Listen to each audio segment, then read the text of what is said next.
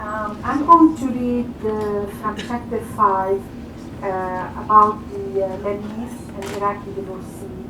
She met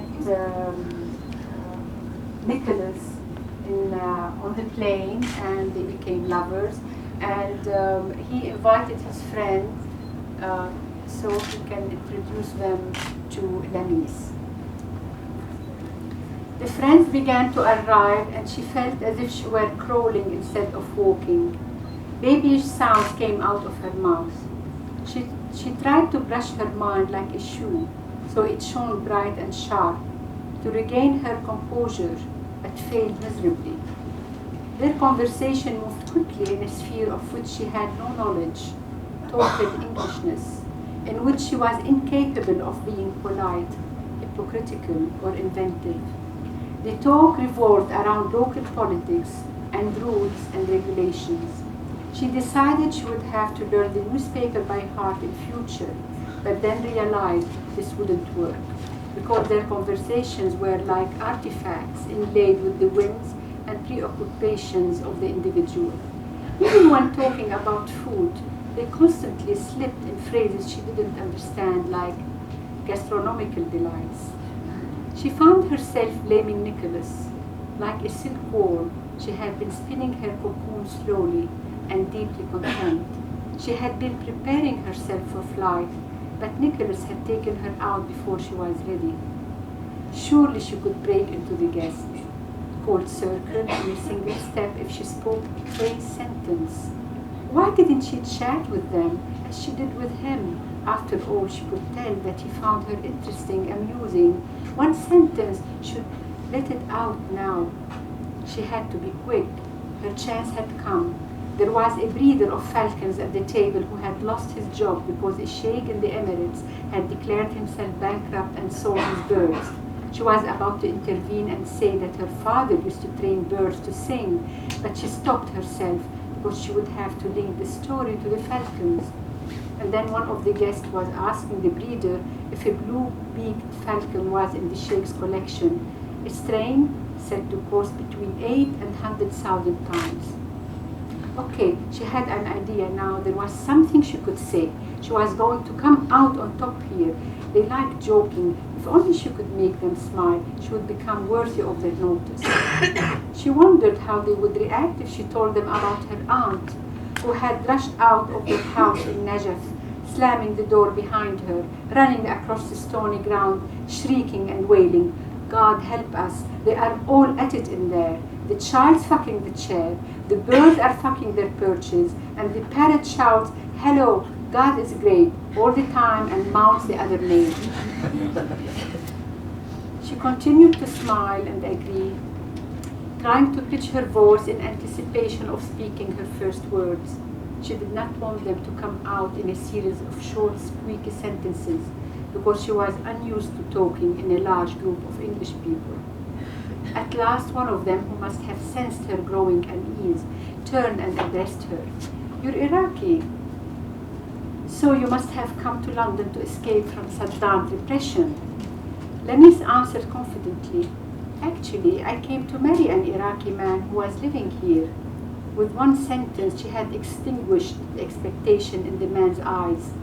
Nodding his head, he said, "Ah," then returned to talk to the person on the other side of him about British politics and their boycott of the Iraqis.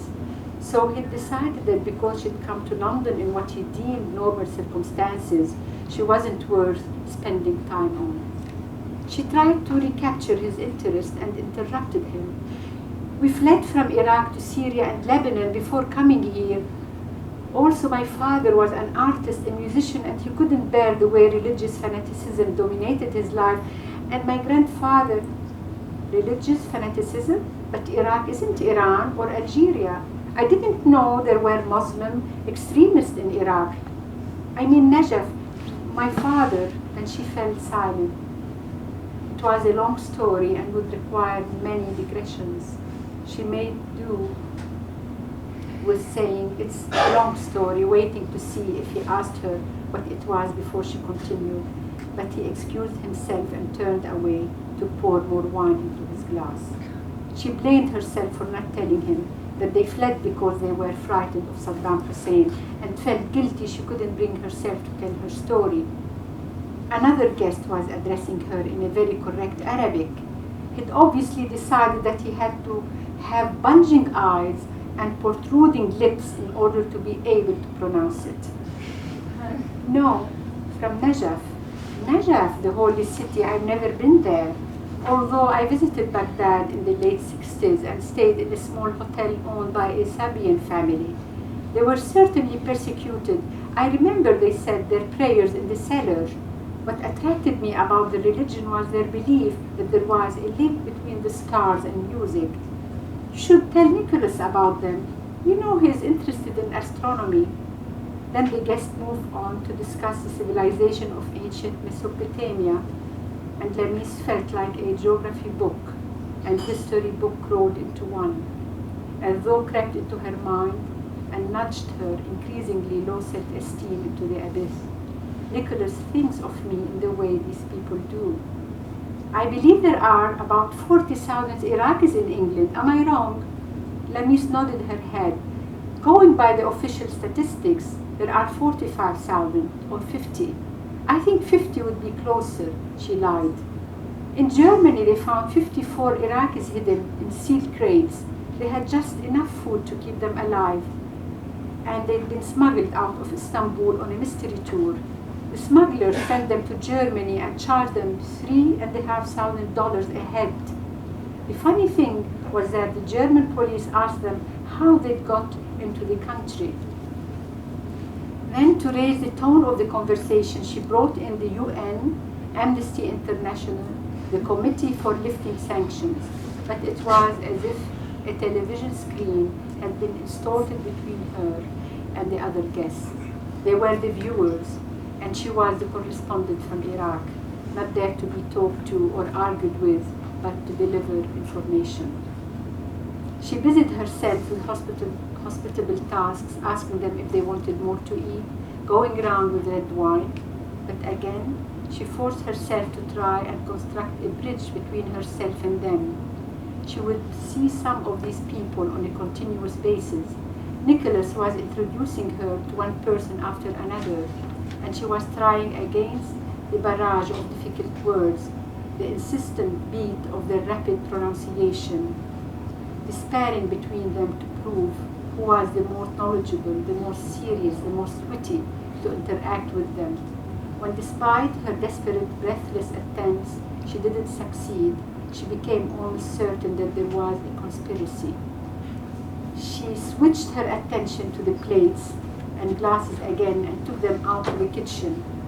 In the same way she knew these English words, she knew the structure of the language, yet found it hard to talk, because the language was like a private club, bar to any individual who hadn't had it planted in his mind like a tiny seed, so that it sprang from his lips automatically and was always correct. These English were born to it as they uttered their first cries in an English hospital. How could she ever hope to have the history, literature, politics all mingling in her head, so that when she heard the Scottish play, instead of asking what it was, she knew automatically it was Macbeth? What images would words like fiver and cuppa evoke if she hadn't learned the hard way that they meant a 5-pound note and a cup of tea? When David Copperfield sits with Peggotty by the parlor fire, she would never feel the fire.